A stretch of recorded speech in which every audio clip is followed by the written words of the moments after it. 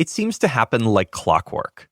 As soon as a warranty runs out, things break and they're no longer covered. When your car is in that situation, though, you could be staring down thousands of dollars in repair bills.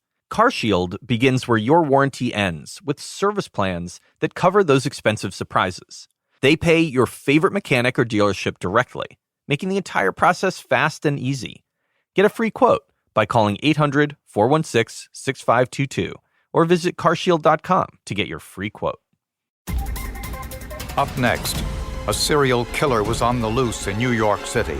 These people were chopped up. It's just a savage way to die. We felt that he really pissed somebody off. The media labels him the last call killer. The last call for drinks. That's the last that was seen of them. Nearly a decade passes and police still have no suspects. Until advances in forensic science finally help pinpoint the killer. It's the most bizarre case I've ever been involved with.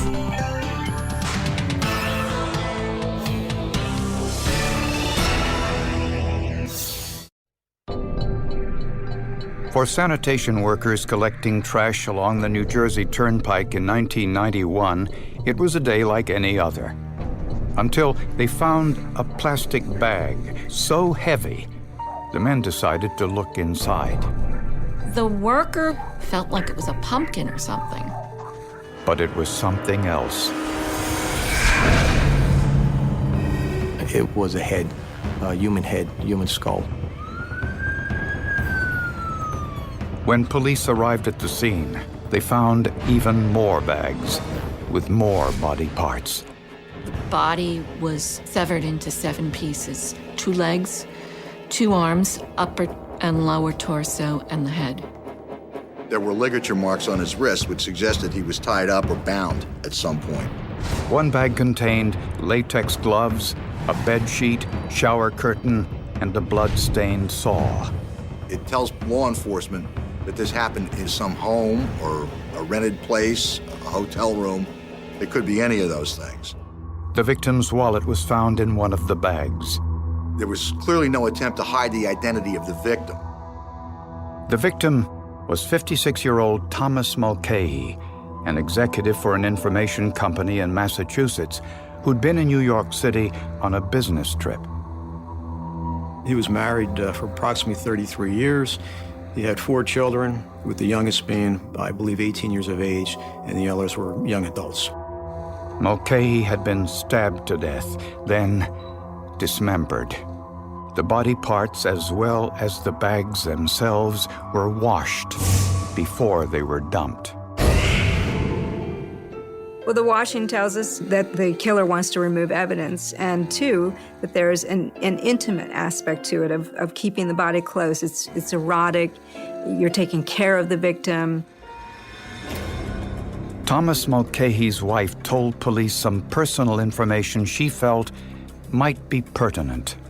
She said at some point in his life, he started experimenting with homosexual sex. I don't know that she approved of it. By tracing his credit card activity, detectives learned that Mulcahy's last transaction was at an ATM at 11:15 p.m., 2 nights before his body was found.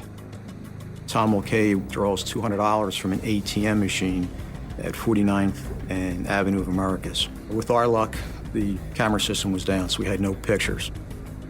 There was no evidence Mulcahy had ever returned to his hotel room that night, which was only a block away. But there was evidence he had stopped in a nearby bar. Mulcahy was seen at the Townhouse Bar, which is an upscale gay bar in Manhattan. He was intoxicated. This was consistent with the medical examiner's report. The medical examiner determined that Thomas Mulcahy's blood alcohol level was above the legal limit. Witnesses said that Mulcahy was talking with a white male with brown hair, but no one could say for sure whether they left the bar together. Using the witnesses' descriptions, police created a composite sketch, which was distributed to the media. We were unsuccessful. Everything we did up until that point was unsuccessful. But there was one item found with Mulcahy's body that provided an important clue. In one of the trash bags was the wrapper for the latex gloves. The price sticker showed they were purchased from a CVS drugstore in Staten Island, New York. But investigators still faced a daunting task. There were almost 500,000 people living in Staten Island. We had nothing. You know, we were grasping at straws.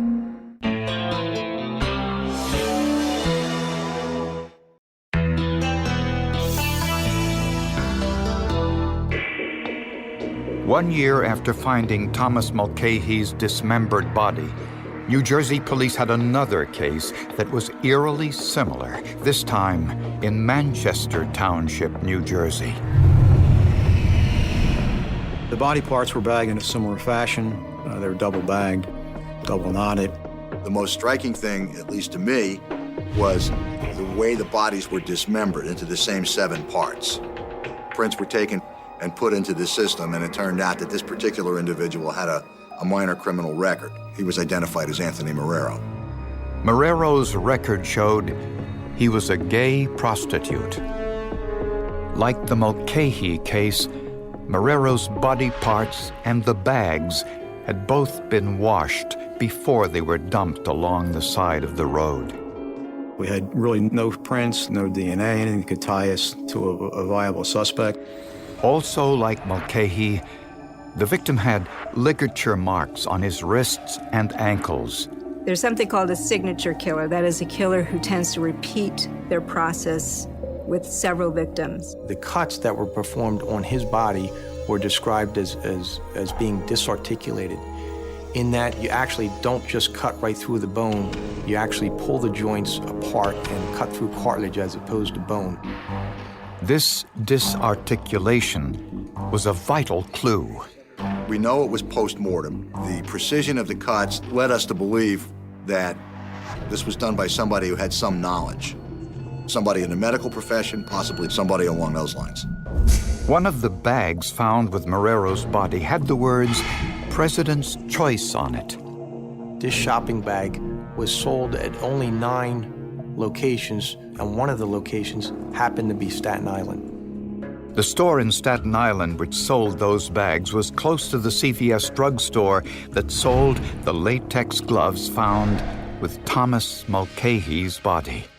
The reasonable assumption is that the killer either lives or works in that neighborhood, because that would be within what's called their zone of familiarity, their comfort zone. Using a process called superglue fuming, investigators were able to lift 2 partial fingerprints and a partial palm print from the bags.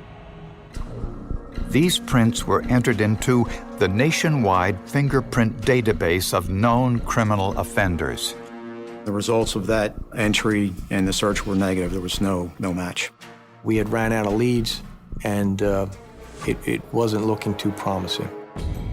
2 months later, investigators' worst fears were realized when another dismembered body was found in a garbage can 12 miles outside of New York City. There was no doubt this was the work of the same killer. The body was placed in similar type garbage bags, double knotted, double bagged. There were 7 pieces also. And again, the body and the bags had been washed down. There was no physical evidence recovered, no fingerprints, no DNA that was foreign to him. The victim was identified as 56-year-old Mike Sakara. He was a fixture in the Five Oaks bar in Greenwich Village. The Five Oaks was a piano bar, and it did cater to the gay clientele. Lisa Hall was a bartender at the Five Oaks on the night Mike Sakara was murdered. Lisa said a white male came into the bar and sat next to Mike. She had never seen the man before. I assumed he knew Michael, because why would he, when there's empty seats, go sit right next to him? And I made the man a scotch and water, and Michael said, "Lisa, this is so-and-so. He's a nurse at St. Vincent's." When she left the bar, Michael and this man were still there. No one saw the two men leave the bar together. The detectives asked me for a name. I said it was like John or Mark, a very common name.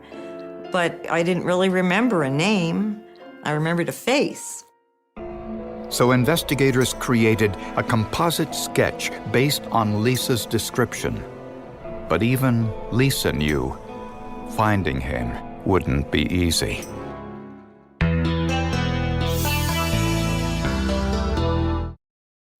This program is brought to you by Generation Y, a podcast from Wondery. Imagine you have two friends who are obsessed with stories of crime, murder, and unsolved mysteries. That is Generation Y, a podcast where hosts Aaron and Justin explore theories, dive into forensic evidence, and share their opinions. In an all-new episode, Generation Y examines the case of Jonathan Amaral, a 25-year-old biomedical engineer in Jaffrey, New Hampshire. One weekend, he goes off on a hiking trip. He never comes back. After Jonathan fails to show up for work, his mother finds out and reports him missing. That same day, Brittany Barron, who is 31 and one of Jonathan's coworkers, calls in to quit her job, and now she's missing too. Jonathan and Brittany are rumored to be having an affair. So did the two run off together, or has something more sinister happened? Listen to the Generation Y podcast on Amazon Music, Apple Podcasts, or you can listen 1 week early and ad-free by joining Wondery Plus in the Wondery app.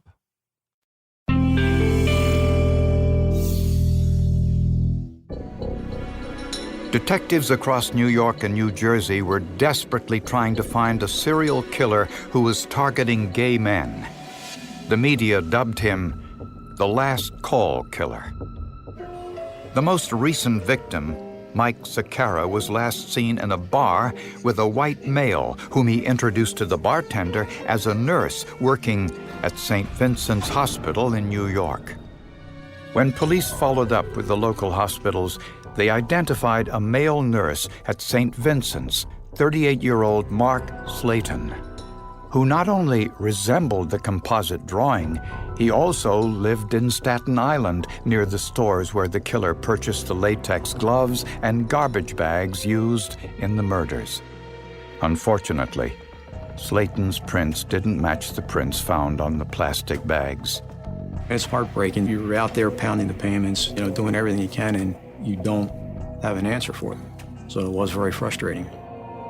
Thinking that the killer may have misled his victims about where he worked, Detective Kuhn enlisted his own children in the investigation to distribute the composite sketch of the killer to all the local hospitals. Unfortunately, the flyers didn't generate any significant leads, and soon the case turned cold. Many, many man-hours, hundreds if not thousands of man-hours devoted to these investigations. And essentially, the trails just went cold. The murders stopped too, leaving police to suspect the killer may have changed his M.O. So our thoughts were either he's locked up, he's dead, or he's still out there and he's just getting a lot better at it. Then, 8 years later, the case went in a new direction. It happened when investigators heard about a new fingerprint technique that was being used in Toronto called vacuum metal deposition, or VMD. The vacuum metal deposition machine is the ultimate machine to find fingerprints on non-porous materials. You can have material that was stored for 50 years. Investigators immediately sent a dozen bags from the Last Call Killer case to Toronto.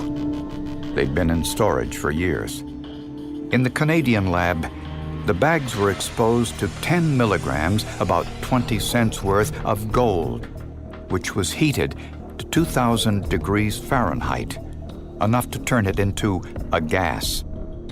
This gold vapor creates a film over the surface being tested, but it is invisible to the naked eye. Then, vaporized zinc is introduced into the chamber. It adheres to gold, which locks any prints in place so they can be photographed. The end product is a negative of the fingerprint on the surface, the non-porous material. and that's what we end up seeing. The VMD process yielded